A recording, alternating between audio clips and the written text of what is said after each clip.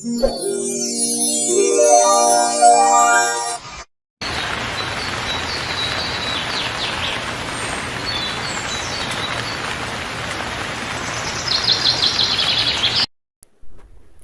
जी, शहर और कितना दूर है? मैं तो उड़ उड़ कर थक गई हूँ। आहिस्ता आवाज में बातें करो टुनटुनी। अगर इस घर के बासियों ने तुम्हारी आवाज सुन ली तो तुम्हें पकड़कर पिंजरे में बंद कर देंगे। लेकिन कालू जी, इससे तो अच्छे हम जंगल में रह रहे थे, जहाँ कोई डर और परेशानी नहीं थी। और बस बस, अब तुम शुरू ना हो जाना कि वहाँ जंगल में हमारा बहुत बड़ा घर था और तुम्हारे पास जामुन के बीज थे जिन्हें हम आंगन में बोकर अपना कारोबार कर सकते थे। ऐसे भी हमें अभी आगे जाना है, तुम थोड़ा सा आराम कर लो, फिर हम अपनी मंजिल की जानिब चलेंगे। कालू कौवे की बात सुनकर टुनटुनी चिड़िया चुप हो जाती है। वो दोनों फिर से एक दफ़ा शहर की जानिब उड़ जाते हैं। थोड़ी ही देर में शहर पहुंचकर वो दोनों एक दरख्त पर बैठ जाते हैं। देखो टुनटुनी, शहर कितना प्यारा है। यहाँ हर तरफ कितने अच्छे अच्छे घर बने हुए हैं। बस मैंने सोच लिया है कि अब हम शहर में ही रहेंगे और मैं इसी ही दरख्त पर अपना घर बनाऊंगा।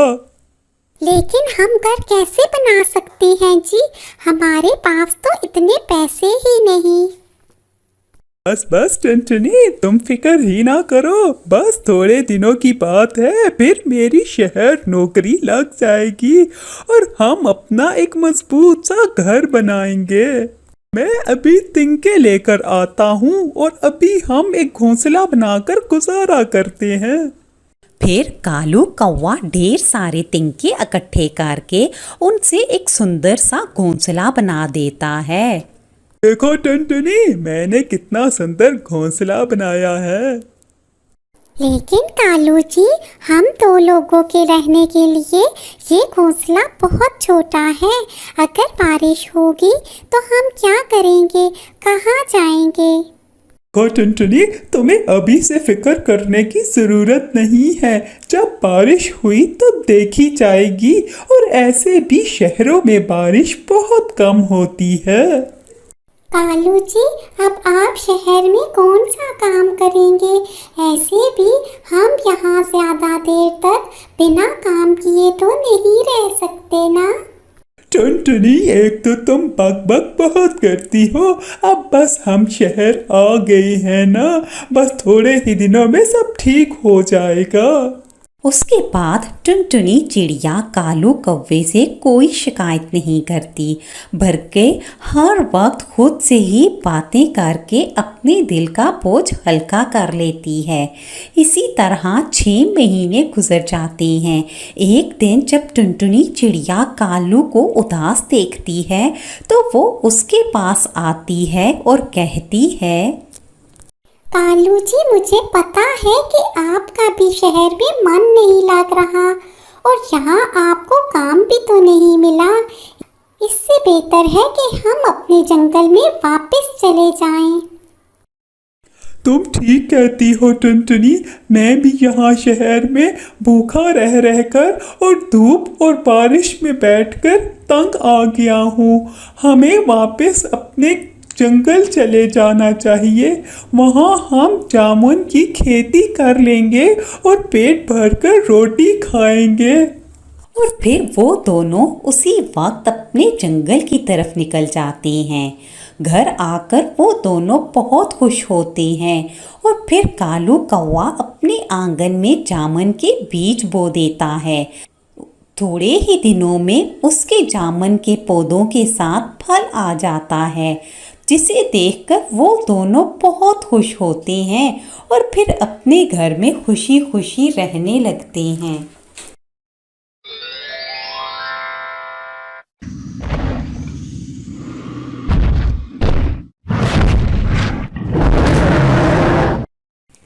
हिमालय के एक छोटे से जंगल में टुनटुनी नाम की एक चिड़िया रहती थी।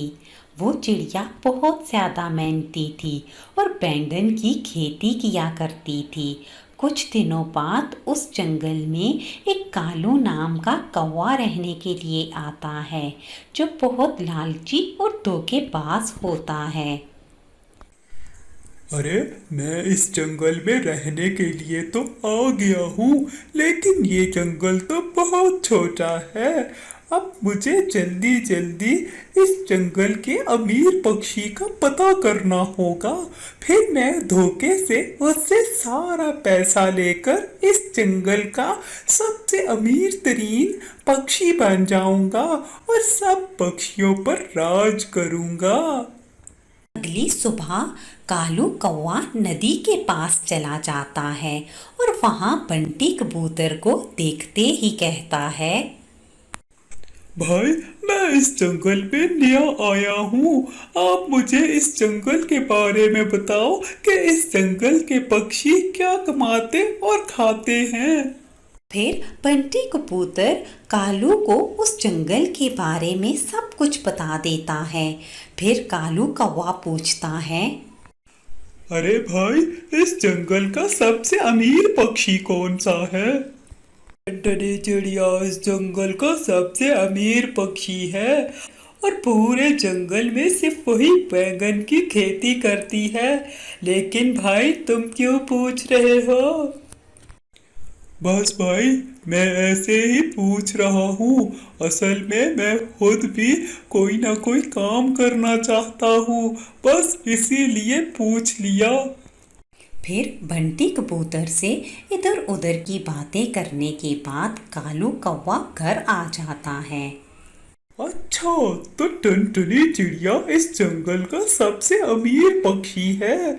बस अब मैं मौके की तलाश में रहूंगा और जैसे ही मौका मिला मैं इस टुनटुनी चिड़िया को जरूर सबक सिखाऊंगा। फिर टुनटुनी चिड़िया अपने खेत की देखभाल कर रही थी। मेरी फसल तो तकरीबन तैयार हो गई है। बस 2 दिन तक मुझे अपनी फसल को शहर ले जाना होगा। लेकिन आज मैं बहुत थक गई हूँ। अब मुझे घर जाना चाहिए और आराम करना चाहिए। अगर मैं बीमार हो गई तो मेरे खेत की देखभाल कौन करेगा। ये कहकर टुनटुनी चिड़िया घर आकर लेट जाती है। जैसे ही रात होती है टुनटुनी चिड़िया बीमार हो जाती है। ये सब मेरी गलती की वजह से हुआ है। मुझे खेत पर सारा सारा दिन नहीं रुकना चाहिए। अब मैं खेत पर तभी जाऊंगी जब मैं पूरी तरह ठीक हो जाऊंगी। जब कालू कौवे को इस बात का पता चलता है कि टुनटुनी चिड़िया बीमार हो गई है, तो वो जल्दी से टुनटुनी चिड़िया के खेत में जाकर सारे बैंगन तोड़ना शुरू कर देता है। ये तो बहुत अच्छा हो गया कि टुनटुनी बीमार हो गई। अब मैं ये सारे बैंगन बाजार में जाकर बेच दूंगा और रातों रात सब पक्षियों से ज्यादा अमीर हो जाऊंगा। फिर वो सारे बैंगन बाजार में ले जाता है। इतने में सुंदरी काकी, जो वहाँ किसी काम से आती हैं, कालू को बैंगन बेचते हुए देख लेती हैं तो उसके पास आती है और कहती है, अरे, तुम कौन हो। ये बैंगन की खेती तो इस जंगल में सिर्फ टुनटुनी चिड़िया करती है। ये बैंगन तुम्हारे पास कैसे आए। इससे पहले तो मैंने तुम्हें इस जंगल में कभी नहीं देखा। काकी, मैं इस जंगल में नया आया हूँ और टुनटुनी चिड़िया बीमार है। उसी ने मुझे ये बैंगन बाजार में फरोख्त करने को कहा है। फिर थोड़ी ही देर में सारे बैंगन फरोख्त करने के बाद कालू कौवा खुद से कहता है, इससे पहले कि ये सुंदरी काकी टुनटुनी चिड़िया को जाकर सारी बात बताए, मैं यहाँ से चला जाता हूँ। ऐसे भी ये जंगल बहुत छोटा है और मुझे जरा पसंद नहीं आया। ऐसे भी मेरे पास इतने पैसे हो गए हैं कि मैं दूसरे जंगल में जाकर 1 साल आराम से बिता सकता हूँ। कहकर कालू कौवा वो जंगल छोड़कर हमेशा हमेशा के लिए चला जाता है। दूसरी तरफ जैसे ही टुनटुनी चिड़िया की तबीयत ठीक हो जाती है तो वो खुद से कहती है, अब तो मैं पूरी तरह ठीक हो गई हूँ। अब मैं जाकर सबसे पहले अपने खेत को देखकर आती हूँ और शाम को जाकर सारे बैंगन तोड़कर सुबह शहर ले जाऊंगी। टुनटुनी चिड़िया अभी रास्ते में ही होती है कि उसकी मुलाकात सुंदरी काकी से हो जाती है। अरे टुनटुनी, खेत की तरफ क्यों जा रही हो? तुम्हें कुछ दिन आराम करना चाहिए, ऐसे भी तुम्हारी फसल तो बिक चुकी है। टुनटुनी चिड़िया सुंदरी काकी की बात सुनकर हैरान रह जाती है और कहती है, लेकिन काकी, मैं तो 2 दिनों से बीमार थी और अपने खेत की तरफ नहीं गई। फिर सुंदरी काकी टुनटुनी चिड़िया को कालू कौवे से होने वाली सारी बात बता देती है और साथ ही कहती है, टुनटुनी, ये कालू तो बहुत ही धोखेबाज निकला। वो और भी बहुत से पक्षियों को धोखा देकर इस जंगल को छोड़कर चला गया है। अब तुम उसे कैसे ढूंढोगी? टुनटुनी चिड़िया ये सब सुनकर परेशान हो जाती है और घर वापस आ जाती है। ऐ ऊपर वाले, मेरे साथ बहुत बुरा हुआ है। अब तू ही इंसाफ करना और इस कालू को इसके किए की सजा देना। फिर कुछ दिनों बाद टुनटुनी चिड़िया अपने खेत में बैंगन की खेती करती है और रात दिन अपने खेत की देखभाल करती है और उसे पानी देती है। थोड़े ही दिनों बाद उसके पौधों के साथ बैंगन लग जाते हैं, जिन्हें देखकर टुनटुनी चिड़िया बहुत खुश होती है। समय इसी तरह बीत जाता है और टुनटुनी चिड़िया अपने बैंगन को बाजार में बेचकर अच्छे पैसे इकट्ठे कर लेती है और खुशी खुशी अपने घर रहने लगती है।